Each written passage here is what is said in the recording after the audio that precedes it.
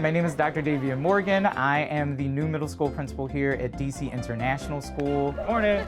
Don't mind me. I have close to 800 middle school students here at DCI across 6th through 8th grade. Now we've got the next 5 minutes to get to class. Our kids are super smart, they're super inquisitive, they want to learn the things about the world, and quite honestly, a group that I can't compare to any other group of kiddos in the city. I was raised by my mom and my grandmother, loved them to death, and they would do everything for me. Growing up where I grew up, my zip code 100% determined the type of education that I received. My time at the University of Maryland ultimately set me up for a completely different life and lifestyle that I was prepared for beforehand. They brought in all the IEP recipients during the summertime, which helped us to build a camaraderie amongst our group, but also get the pre-college experience before jumping straight into the fall semester. During that time, we also had the opportunity to connect with Ms. Christine White, who was a professor of criminology at the University of Maryland, and then of course, Jackie Wheeler. Jackie definitely played the part of second mom. She is someone who showed a lot of care for not only me, but everyone else in our cohort, but was also a tough cookie and was like, no, I'm going to hold you accountable to these things. I knew that I was always going to be pushed to reach a bar, not only from my family, but from her as well. I needed that guidance of like, your freshman year is going to be hard, no matter how prepared you think you may be, no matter what school district you're coming from, no matter what GPA you have, no matter how many friends you have, it's gonna be hard. Morning, y'all.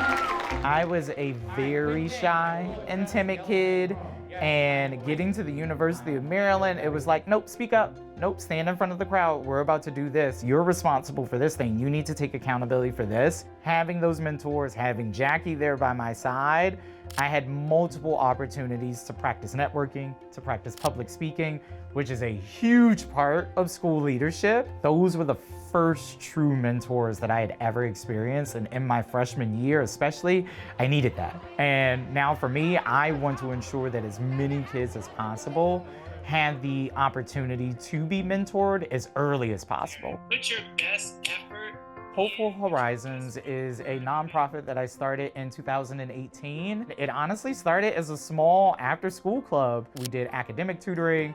We ran through SEL lessons on how to better manage our emotions, how to navigate friendships in elementary school. Parents were talking to each other and noticed like progress and improvement in their grades and their behavior. And over time, it grew from a group of probably 15 kids after school to about 30 kids after school. It got to a point where I was just like, okay, this is much bigger than me now. Let me explore this idea of taking it the nonprofit route. And before you know it, within 2 years, we eventually had students as far as Richmond and Newport News, Virginia, who would join us online, students in New York, students in Philly. 100% there with you. Do not bottle those feelings in. For anyone who was in the DMV region, we would do in-person events. We would go to local libraries.